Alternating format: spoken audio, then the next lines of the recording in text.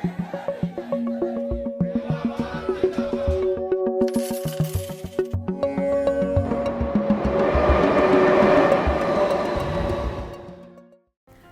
मैं निधि और आप देख रहे हैं बातें यूपी की।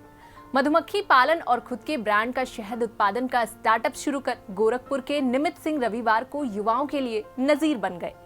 31 जुलाई को प्रधानमंत्री ने अपने मासिक मन की बात कार्यक्रम में गोरखपुर के शहद निर्माता निमित के बारे में चर्चा की और बताया कि किस तरह निमित ने बीटेक की पढ़ाई कर एक रेगुलर जॉब न करके स्वरोजगार को चुना और अन्य को भी रोजगार प्रदान किया।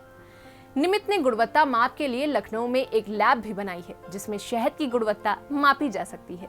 साथ ही वो किसानों को भी शहद के बारे में ट्रेनिंग दे रहे हैं और नए लोगों को अपने साथ जोड़ रहे हैं, उनकी आय में भी इजाफा कर रहे हैं। आपको बता दें कि निमित ने साल 2018 में मधुमक्खी वाला नाम की अपनी एक कंपनी बनाई थी। उन्होंने इसके लिए मुख्यमंत्री स्वरोजगार योजना के माध्यम से लोन भी लिया था। इन्होंने अपने व्यापार को कई राज्यों तक बढ़ाया है। 4 वर्षों में उनके पास 800 मधुमक्खियों के बॉक्स हो गए हैं। इससे वो हर साल 20 से 30 टन शहद का उत्पादन करते हैं। कंपनी में 37 लोगों के साथ देश के 700 किसान जुड़े हुए हैं। हर साल इस कंपनी का टर्नओवर 2 करोड़ रुपए से अधिक हो चुका है। बताते चले कि केंद्र सरकार द्वारा शहद उत्पादन बढ़ाने के लिए लगातार प्रयास हो रहे हैं। इसके लिए सरकार स्वीट रेवोल्यूशन पर काम कर रही है। इसके अंतर्गत सरकार ने राष्ट्रीय मधुमक्खी पालन और शहद मिशन को लॉन्च किया था। आपको बता दें, देश में एकीकृत कृषि प्रणाली के तहत यानी कि इंटीग्रेटेड फार्मिंग सिस्टम के तहत मधुमक्खी पालन के महत्व को ध्यान में रखते हुए सरकार ने 3 साल यानी कि 2020 से 2023 के लिए राष्ट्रीय मधुमक्खी पालन और शहद मिशन को 500 करोड़ रुपए के साथ शुरू किया था। ये कृषि और किसान कल्याण मंत्रालय के तहत एक केंद्रीय क्षेत्र की योजना है। इस योजना को राष्ट्रीय मधुमक्खी बोर्ड यानी कि NBB के माध्यम से लागू किया जा रहा है।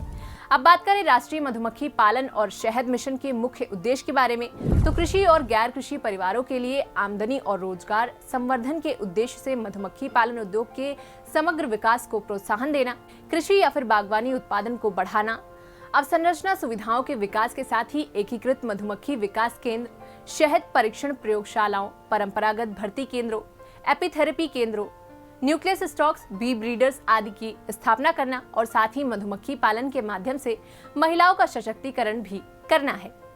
आपकी जानकारी के लिए बता दें कि मधुमक्खी पालन एक कृषि आधारित गतिविधि है जो कि एकीकृत कृषि व्यवस्था के तहत ग्रामीण क्षेत्र में किसान या फिर भूमिहीन मजदूरों द्वारा की जा रही है। फसलों के परागण में मधुमक्खी पालन खासा उपयोगी है, जिससे कृषि आय में बढ़ोतरी के माध्यम से किसानों या फिर मधुमक्खी पालकों की आय बढ़ रही है और शहद व bee wax, bee pollen, propolis royal jelly, bee venom आदि महंगे मधुमक्खी उत्पाद उपलब्ध हो रहे हैं। भारत की विविधतापूर्ण कृषि जलवायु मधुमक्खी पालन या शहद उत्पादन और शहद के निर्यात के लिए व्यापक संभावनाएं और अवसर उपलब्ध कराती है। अब मधुमक्खी पालन और शहद उत्पादन को बढ़ावा देने के लिए अन्य सरकारी प्रयासों के बारे में बात करें तो इसमें हनी मिशन को गुजरात के बनासकांठा जिले के डीसा में प्रधानमंत्री नरेंद्र मोदी द्वारा मीठी क्रांति के आह्वान के साथ शुरू किया गया था।